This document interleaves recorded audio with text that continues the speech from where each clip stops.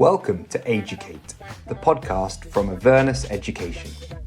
Join us as we delve into the world of education, leadership and innovation, giving listeners fresh ideas, inspiration and unique insights. Whether you're a student, a parent or an education professional, our podcast offers a valuable opportunity to learn from the best and stay informed about the most pressing issues and debates in the world of education. Connect, tune in, AEducate.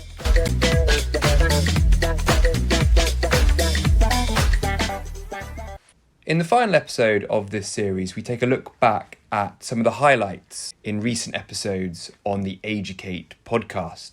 In each episode, I asked the same question to all of our guests. What would be their 3 pieces of advice to anybody listening, especially a young learner looking to make the most out of their education? What follows is a collection of some of the more memorable answers. We've been fortunate enough to talk with a whole range of truly inspirational leaders and innovators in education. From discussions with principals and heads at leading international schools to current undergraduate students at Oxford and Cambridge. This series has had it all. Join us as we look back and bring you a selection of top tips and advice from those at the forefront of education.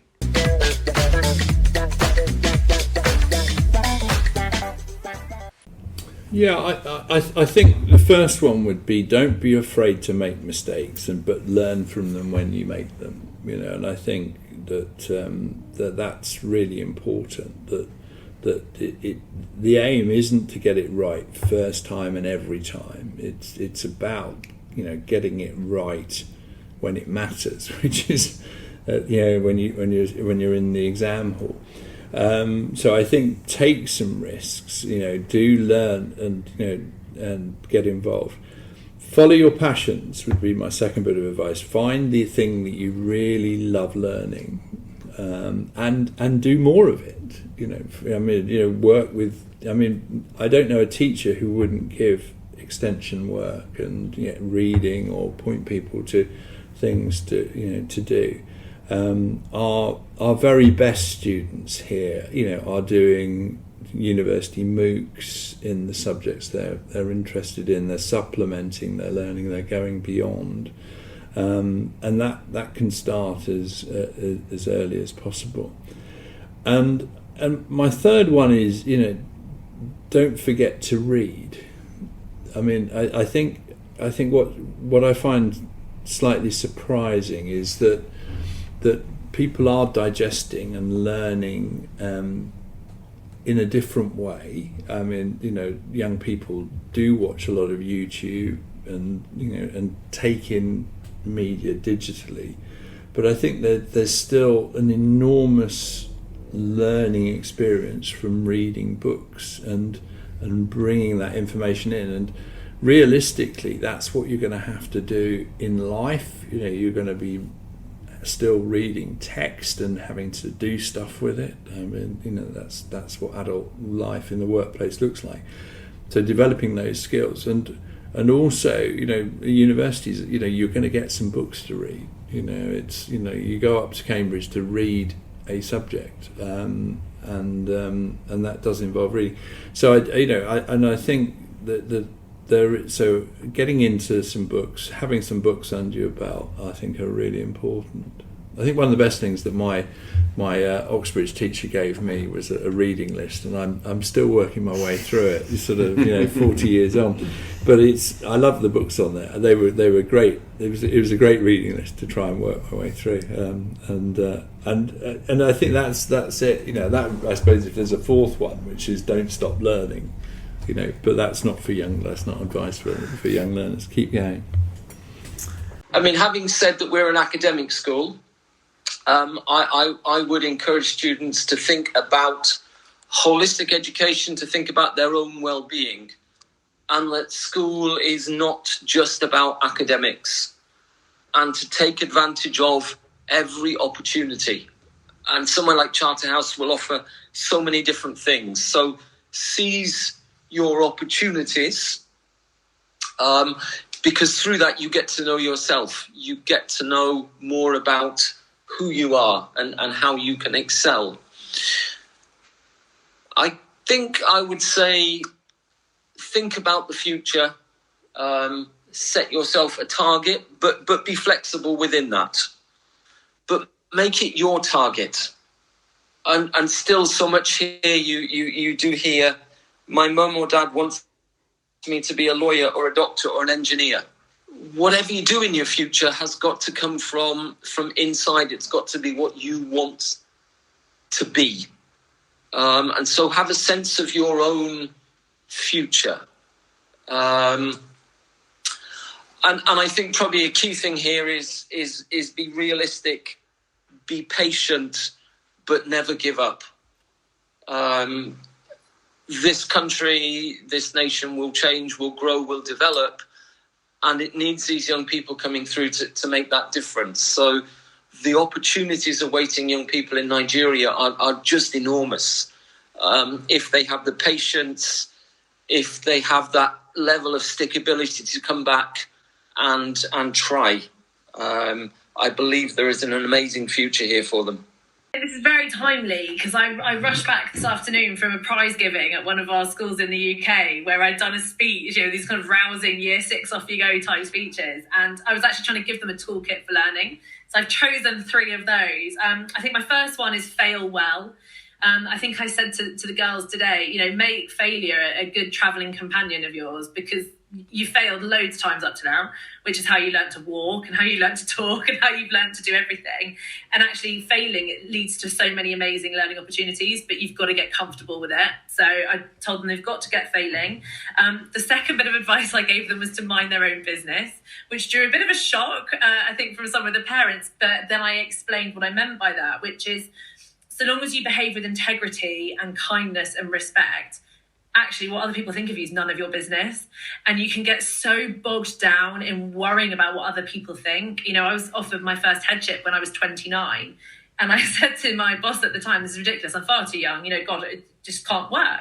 She's like, do you think you're too young, or do you think people think you're too young? I was like, well, people will definitely say I'm too young. She said, well, it's none of your business, so that's not a reason, move on. And it was some of the best advice I've ever had. So yeah, fail well, mind your own business. And then the final one is just try everything, because you're too young at school. I think we're too young now, but maybe I'm being kind. You're too young to decide one path. You're too young to decide that I'm a historian or I'm rubbish at sport, whatever it might be. You've got to try everything, because there are going to be so many exciting opportunities ahead. And these children, they're going to go for jobs that don't exist. They're going to use technology that doesn't exist. They've got to be open-minded to opportunities. We have to help them to keep their minds open. People choose their degrees for often strange reasons, prompted by parents or teachers who don't understand the system, because the system has changed greatly in the last 30, 40 years. And law is a great example for this. People choose law at age 17. They don't know what they want to do when they're older. They think, being a law might be nice. It pays well. It's something that pleases your parents because it's a high prestige job. It's quite interesting. It gives you the opportunity to use language skills and links them with lots of different A-level choices. It seems like a good career option. And people think, I want to be a lawyer. How do I get there? Well, I want to apply to Oxford and Cambridge to study law. What they don't realise is that law in Oxford and Cambridge, particularly at Oxford, Oxford isn't even called law. The degree is called jurisprudence. Yeah. It isn't a degree in how to be a lawyer. It is a degree in the academic theory of law. You will end up spending a lot of your first year studying Roman law, as in the law practiced in ancient Rome, because it is of intellectual use when understanding the development of the legal system of England and Wales to know where the law comes from in classical times. That's not what people sign up for when they apply to do law. 90% of them, or 90% of the ones I've consulted for, apply to do law because they want to be a lawyer. And yet, all of my friends at Oxford who have training contracts to go to Slaughter and May or Clifford Chance or Linklaters, or have great pupilages at, number 1 Essex Court or really, really prestigious chambers in London, very few of them have done law degrees. They've studied things like PPE, history, theology, because what these firms are looking for are people who are interested, engaged, intelligent, and then have done the retraining. So you can do a law degree, that doesn't qualify you to be a lawyer. You still need to go on and do further training. So if you're going to have to do further training anyway, and you're not interested in academic law, when law is such an intensely competitive and degree to get in for, if you are interested in being a lawyer, and particularly if you're interested in going to Oxford and Cambridge, the route is not really to apply for law. My suggestion, what I suggest to this girl, is find something that you're interested in. In her case, it was philosophy and Eastern theology, or sort of the religions of Central and East Asia, and so and apply for that. So she has now got an offer, and will be coming next year to study philosophy and theology at Oxford, and will undoubtedly get a very good degree. A lot of people I know thought they knew what they wanted to do at university and then didn't enjoy the A-level, and so were a bit stuffed because they didn't have the A-levels for the thing they actually ended up wanting to do. All universities that do economics require an A-star in maths, at least the top ones. And they say you don't need economics, but realistically, it's quite hard to show you're interested in doing economics at university if you haven't chosen it to do A-level. Yeah, if the option was there. If the option was there. So if the option is there, I would recommend taking the subject you want to do, even though it's not necessarily a requirement for universities. No. But equally, if you don't know what you want to do, you shouldn't panic, because a lot of things just come to you as you work through the process. I hope you're enjoying this episode of AEducate, the Avernus Education podcast. For those that don't know, Avernus Education provides inspiration and direction to students, helping them get ahead of the competition and maximise their chances of success. We work in collaboration with students, parents and schools to support young learners in their educational pathway, no matter what phase of the journey they are in. From university admission mentorship to subject knowledge enhancement, we provide clarity and guidance to students in order to help them discover their passion, support them in decision-making, and develop a personalised roadmap to further their ambitions and guide them to achieve their academic goals.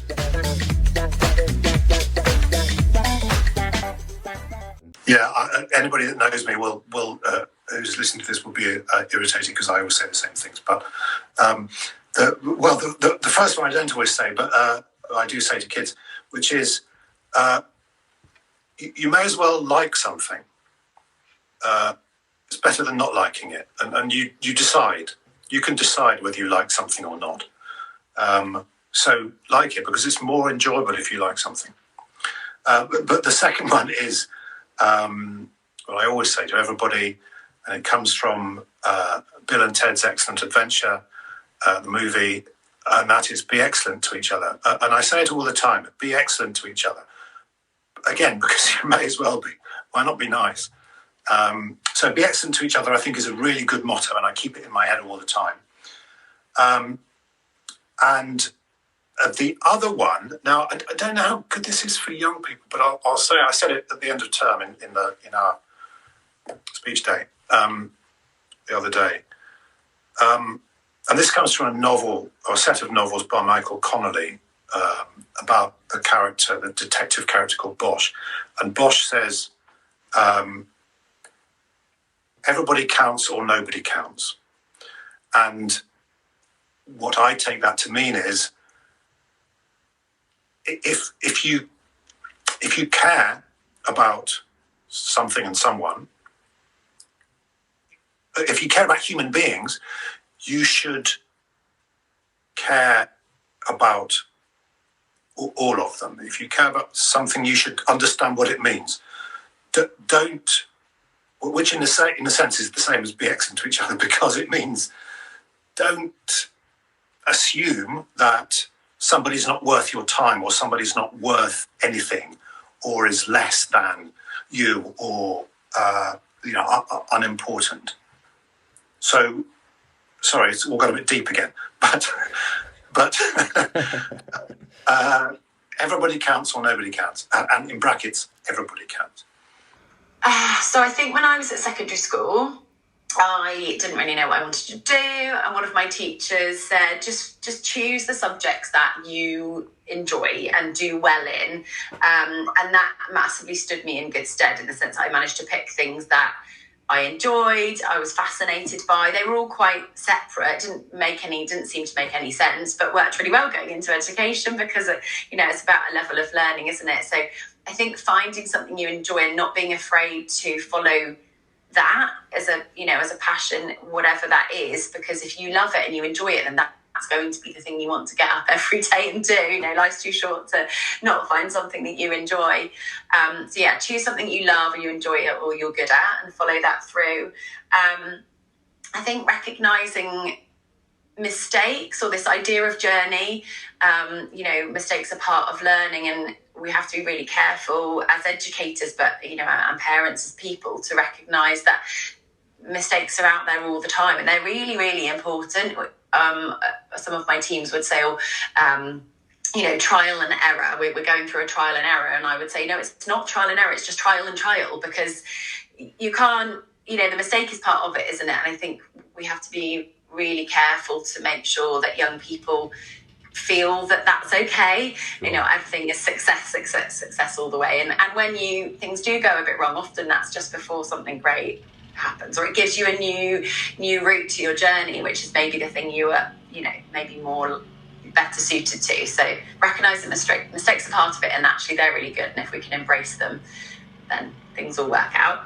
And probably something around recognising the importance of switching off and well-being, because I think, especially in the world now where there is so, like we're talking about, there's so much out there, it's actually really hard to intentionally find relaxation, calm, switching off, and from whatever that is, if that's because you want time away from your peers, or if you want time away from schoolwork or sports, whatever it is, just recognizing that it's really important to rest and do things that light you up in another route, so kind of hobbies, or just getting enough sleep and looking after yourself. I think we forget that sometimes, especially in schools. We're like, go and be great, do everything really, really well, but so important to look after ourselves as well.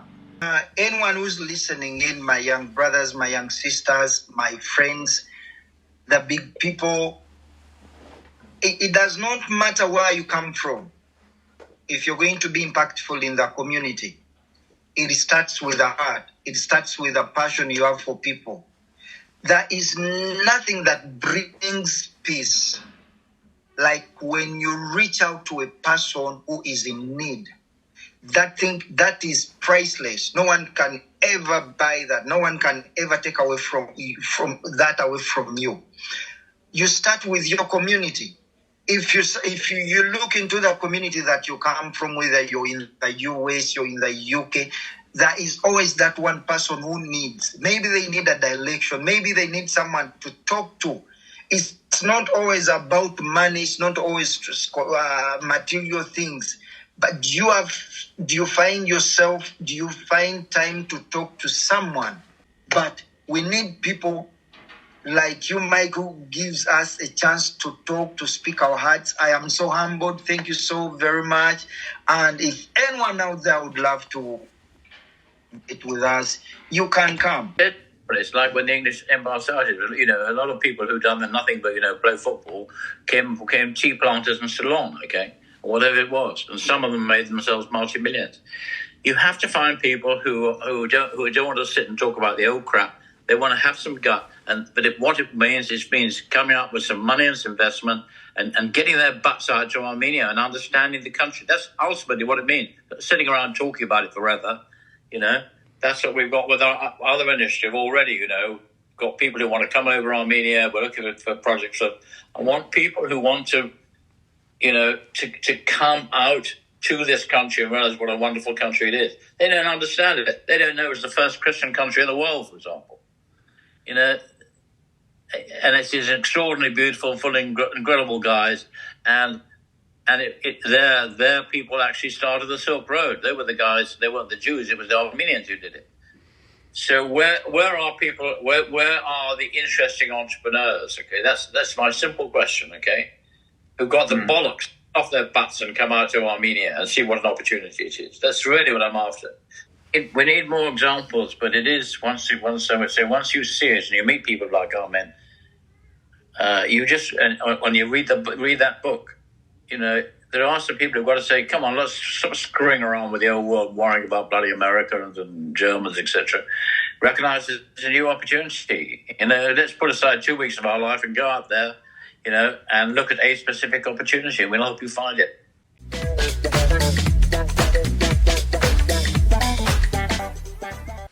Thanks for joining us for Series 1 of the AEducate podcast. We hope that it has provided a source of inspiration and some food for thought. Join us for Series 2 as we continue to provide our listeners with informative and engaging conversations on all the latest trends, challenges and opportunities in the field of education.